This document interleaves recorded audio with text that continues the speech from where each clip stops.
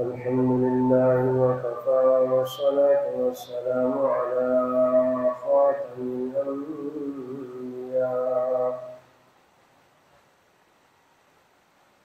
أما بعد فأعوذ بالله من الشيطان الرجيم. بسم الله الرحمن الرحيم. أفحسبتم أنما خلقناكم عبثا وأنكم إلينا لا ترجعون. صدق الله العظيم وصدق رسوله النبي الكريم، ونحن على ذلك لمن الشاهدين والشاكرين والحمد لله رب العالمين. اللهم صل على محمد وعلى آل محمد كما صليت على إبراهيم وعلى آل إبراهيم إنك حميد مجيد. اللهم بارك على محمد وعلى آل محمد كما باركت على إبراهيم وعلى آل إبراهيم إنك حميد مجيد.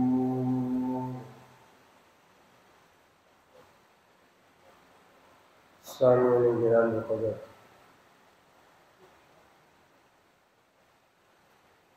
میں نے آپ کے سامنے قرآن پاک کی ایک آیت تلاوت کی ہے۔ دعا فرمائے اللہ رب العزت اس کی روشنی میں ہمیں صحیح کہنے کی، سمجھنے، سمجھانے اور سب کو اس پر عمل کی توفیق نصیب فرمائے۔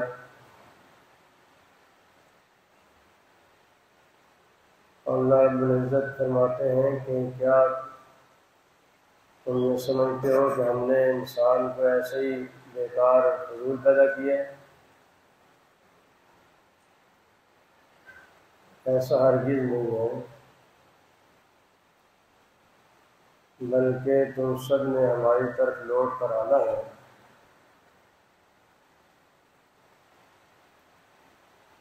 سورہ تغابن میں اللہ تعالیٰ نے فرمایا ہے یوم یجمعکم یوم الجمع ذالک یوم التغابن۔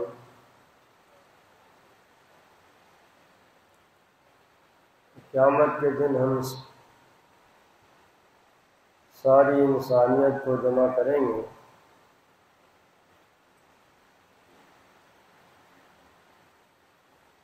دنیا میں اللہ رب العزت نے ایک مختصر سے وقت کے لیے انسان کو بھیجا ہے،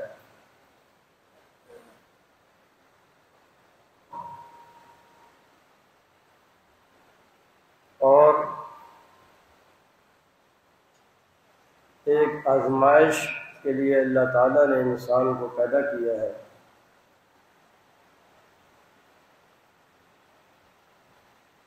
اور اس انسان کی اس تھوڑے سے عرصے میں دنیا کے اندر زندگی گزارنے کے لیے بھی اللہ تعالیٰ نے انبیاء علیہ السلام کا سلسلہ جب تک امتیں آتی رہیں، بدلتی رہیں، اللہ تعالیٰ کا ضابطہ رہا، ہر امت کے لیے کوئی رسول، کوئی نبی اللہ پاک بھیجتے رہے، اپنے احکامات ان کے ذریعے سے اپنے بندوں کو پہنچاتے رہے کہ کیوں انسان کو ہم نے پیدا کیا ہے، کیا ہمارا مقصد ہے، اور کیا یہ ہمیشہ ہمیشہ زندگی دنیا کی زندگی ہے یا اس کے بعد کی بھی کوئی زندگی ہے، پھر انسان کے ساتھ کیا کیا معاملات پیش آنے ہیں۔ یہ سارا نظام انبیاء علیہ السلام کے ذریعے سے اللہ پاک اپنے بندوں کو پہنچاتے رہے ہیں۔ آخری امت محمدی صلی اللہ علیہ وسلم کو اللہ تعالیٰ نے جب پیدا فرمایا تو اپنے محبوب پیغمبر صلی اللہ علیہ وسلم کو بھیجا، اور آپ صلی اللہ علیہ وسلم پر قرآن پاک جیسی عظیم اور نورانی کتاب نازل فرمائی، اور اس میں وہ تمام پیغام جو آپ صلی اللہ علیہ وسلم سے پہلے انبیاء آ کر کے اپنی اپنی امتوں کو بتاتے رہے، وہ سارے پیغامات بھی موجود، اور نبی کریم صلی اللہ علیہ وسلم نے خاص طور سے اپنی امت کی رہنمائی فرمائی، اللہ پاک کے احکامات بتلائے، زندگی گزارنے کا طریقہ بتلایا اور کر کے دکھایا، اور آپ صلی اللہ علیہ وسلم نے اپنی محنت سے ایک خاص جماعت تیار کی جو ہمارے لیے نمونہ ہے، ان کا ایک ایک عمل ہمارے لیے رہنما ہے۔ اللہ پاک نے بتلا دیا کہ ہم نے جو انسانیت کو پیدا کیا ہے، اب اس میں کچھ لوگ ایسے ہوں گے جو اللہ کے رسول صلی اللہ علیہ وسلم کو اور اللہ کے رسول صلی اللہ علیہ وسلم کے احکامات کو ماننے والے ہوں گے، کچھ ایسے ہوں گے جو نہ ماننے والے ہوں گے، نافرمان کافر ہوں گے۔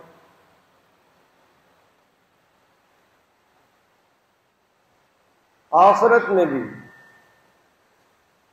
جب اللہ پاک کے ہاں سب کی پیشی ہوگی تو ان دونوں گروہوں کے لیے مقامات بھی الگ الگ ہوں۔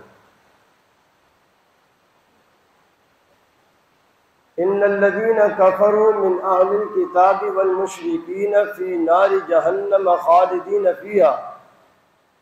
اولئك هم شر البرية۔ دوسری جگہ فرمایا والذین کفروا وکذبوا بآیاتنا اولئک اصحاب النار خالدین فیہا وبئس المصیر۔ جو نافرمان ہوں گے ان کا ٹھکانہ جہنم ہے، اور فرمایا وبئس المصیر، یہ جہنم بہت برا ٹھکانہ ہے۔ سورہ بینہ میں فرمایا اولئک هم شر البریہ، یہ لوگ تم میں سے بدترین لوگ ہیں، بہت ہی برے لوگ۔ ایمان والوں کے لیے، ماننے والوں کے لیے فرمایا ان الذین آمنوا، بے شک وہ لوگ جو ایمان لائے، وعملوا الصالحات، اور نیک اعمال بھی کیے، جو اللہ کے نبی صلی اللہ علیہ وسلم نے زندگی گزارنے کا طریقہ بتلایا، جس طریقے پر صحابہ کرام نے زندگی گزاری وہ طریقہ بھی اختیار کیا۔ فرمایا کہ ان کے لیے اللہ تعالیٰ نے ایسے باغات تیار کیے ہیں، ان کو ایسے باغات میں داخل کیا جائے گا کہ جن کے نیچے نہریں جاری ہیں، اور یہ ہمیشہ ہمیشہ کے لیے اس میں رہیں گے۔ اور سورہ تغابن میں فرمایا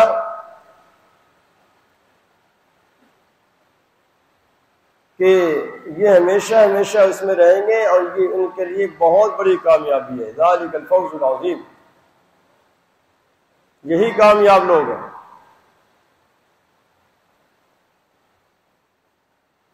اللہ تعالیٰ نے انسان کو پیدا کیا، اس کی رہنمائی فرمائی، اپنے تمام تر احکامات انبیاء علیہ الصلوۃ والسلام کے ذریعے سے ان تک پہنچا دیے، صحیح اور غلط دونوں کی نشاندہی فرما دی، دونوں کا نتیجہ بتا دیا، کامیابی اور ناکامی بتلا دی۔ اب ہمیں اپنی زندگی کے لیے، اب ہمیں اپنی کامیابی کے لیے، اپنے بیوی بچوں کی، اپنے خاندان، اپنے نسلوں کی، پوری امت مسلمہ کی کامیابی کے لیے اب ہمیں فکر کرنی چاہیے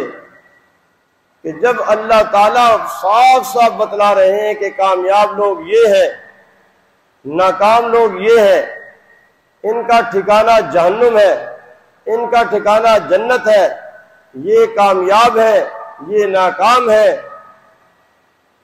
اب ہمیں اپنی زندگی کا رخ دیکھنا چاہیے۔ آیا ہم کامیاب لوگوں کے راستے پر چل رہے ہیں؟ آیا ہمارا نتیجہ آخرت میں کامیابی کے ساتھ ہوگا یا ناکامی کے ساتھ؟ ہمیں اپنا راستہ دیکھنا چاہیے، ہمیں اپنا طریقہ زندگی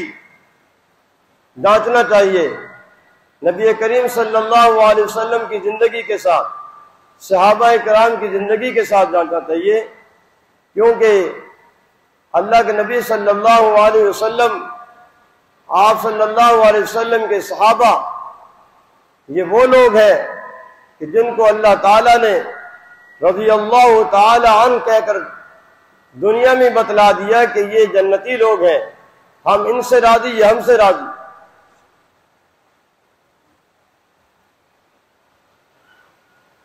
ہمارے نظروں کے سامنے ہمارے اہل خانہ، ہمارے بیوی بچے، ہمارے ماتحت اگر دنیاوی اعتبار سے ذرا سی کوتاہی کریں، ہمارے کسی خدمت میں، ہمارے کسی ذاتی حکم میں اگر وہ نافرمانی کریں تو ہمیں بڑی سخت تکلیف پہنچتی ہے، ہمیں سخت اذیت پہنچتی ہے، ہم ناراضگی کا اظہار کرتے ہیں، ہم غصہ کرتے ہیں، سب کچھ کرتے ہیں۔ اور اگر ہماری نظروں کے سامنے وہ شریعت کے کسی حکم کی نافرمانی کرے، وہ دین کے خلاف کوئی کام کر رہا ہو، وہ قرآن و سنت کے خلاف کوئی عمل کر رہا ہو،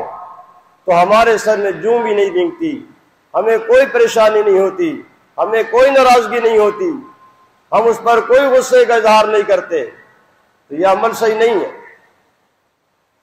اپنی خدمت میں اگر ماتحت سے کوتاہی ہو جائے کوئی بات نہیں، اپنے معاملے میں کوئی نافرمانی ہو جائے کوئی بات نہیں، لیکن شریعت کے معاملے میں، دین کے معاملے میں اگر نافرمانی ہو، میری ذات سے ہو، میرے اہل خانہ میں سے کسی سے ہو، میرے ماتحت سے ہو، تو ہمیں اس کا سخت ایکشن لینا چاہیے، ہمیں اس کا سدباب کرنا چاہیے، اس کو سمجھانا چاہیے، اس کو روکنا چاہیے، اس کو بتانا چاہیے کہ یہ آپ نے جو عمل کیا ہے، آپ نے جو بات کی ہے، یہ غلط ہے، یہ شریعت کے خلاف ہے، یہ دین کے خلاف ہے، یہ ناکامی کا راستہ ہے۔ اللہ پاک نے پورے قرآن پاک میں جہاں ایمان کی شرط کا ذکر فرمایا، اس کے ساتھ ساتھ نیک اعمال بھی اللہ تعالیٰ نے بیان فرمائے کہ صرف اتنا کافی نہیں کہ تم ایمان لے آئے ہو، ان الذین آمنوا، بے شک وہ لوگ جو ایمان لائے، وعاملوا الصالحات کی شرط بھی لگائی صاحب، نیک اعمال بھی کرنے ہیں، صرف لا الہ الا اللہ محمد رسول اللہ یہ کہہ دینا 100% کامیابی نہیں، اس بنا پر جنت تو جانا لازمی، لیکن جو زندگی گزاری ہے اللہ تعالیٰ، اللہ کے رسول صلی اللہ علیہ وسلم کے احکامات کے خلاف جو گناہ کیے ہیں، جو نافرمانیاں کی ہیں، جو اللہ تعالیٰ کے احکامات توڑے ہیں، ان کی سزا جہنم میں ملے گی۔ اللہ پاک جہنم میں داخل فرمائیں گے، سزا ہوگی، پاک صاف کر کے پھر اللہ جنت میں بھیجیں گے۔ یہ کوئی معمولی بات نہیں ہے، یہ کوئی دنیا کی جیل یا دنیا کی سزا نہیں ہے، کہ کوئی بات نہیں 2-4 سال میں گزر ہی جائے گی، ذرا سی دھوپ، ذرا سی گرمی، ذرا سی حبس تو ہمیں برداشت نہیں، اور جہنم کی گرمی کا کیا عالم ہوگا، معمولی بات نہیں ہے۔ میں آج دنیا میں اپنی اولاد کے لیے، اپنے بیوی بچوں کے لیے، اپنے بہن بھائیوں کے لیے راحت کا سامان پیدا کرنے کی کوشش کرتا ہوں کہ ان کی زندگی پرسکون گزرے، اور آخرت کی فکر نہ کروں جو ہمیشہ ہمیشہ کی زندگی ہے اس کی فکر نہ کروں، تو یہ بڑی بے وقوفی کی بات، یہ بڑی حماقت کی بات ہے۔ دنیا کی زندگی کتنی زندگی ہے، آخرت کے مقابلے میں اس کی کوئی حیثیت نہیں۔ جس طرح ہم دنیا کی زندگی میں اپنے لیے، اپنے اہل خانہ کے لیے، اپنے بہن بھائیوں کے لیے سکون اور راحت کی تلاش میں رہتے ہیں اور کوشش میں لگے رہتے ہیں، آخرت کی زندگی کی سکون اور آخرت کی کامیاب زندگی کے لیے بھی ہمیں کوشش کرنی چاہیے۔ بغیر کوشش کے کچھ حاصل نہیں ہوتا۔ ہم کہیں کہ اب یہ بڑے ہو گئے، اب یہ خود سمجھدار ہو گئے، بھئی آپ نے تو کچھ بتایا ہی نہیں، آپ نے کبھی ان کو قرآن کی مجلس میں لا کے بٹھایا نہیں، آپ نے اللہ تعالیٰ کے رسول صلی اللہ علیہ وسلم کے احکامات کبھی سنائے نہیں۔ شیطان ابدی دشمن ہے، شیطان تو ہر وقت تاک میں بیٹھا ہوا ہے، وہ تو کسی ایک لمحے کو بھی ضائع نہیں کرتا، ہر ممکن کوشش کرتا ہے گمراہی کرنے کی۔ ایسے وقت میں تو ہمیں بہت زیادہ خیال کرنا چاہیے۔ دنیا میں بھی اللہ پاک سے دعا کرنی چاہیے، کوشش کرنی چاہیے حلال طریقے سے، جائز طریقے سے دنیا کی زندگی کی راحت، دنیا کی زندگی کا سکون اللہ تعالیٰ نے اس قرآن پاک میں یہ دعا بتلائی ہے، ربنا آتنا فی الدنیا حسنہ، ربنا آتنا فی الدنیا حسنہ وفی الآخرۃ حسنہ۔ صرف دنیا نہیں، اچھی دنیا مل جانا کامیابی نہیں، اچھی آخرت ہونا ضروری ہے۔ اس لیے دعا کرنی چاہیے اللہ پاک ہمیں دنیا بھی اچھی نصیب فرما، آخرت بھی اچھی نصیب فرما۔ اللہ تعالیٰ دنیا میں بھی ہمیں امن سکون چین راحت نصیب فرما، اور آخرت میں بھی اللہ تعالیٰ ہمیں امن سکون چین اور جنت نصیب فرما۔ اللہ پاک ہم سب کو اس پر عمل کرنے کی توفیق نصیب فرمائے۔ وآخر دعوانا الحمدللہ رب العالمین۔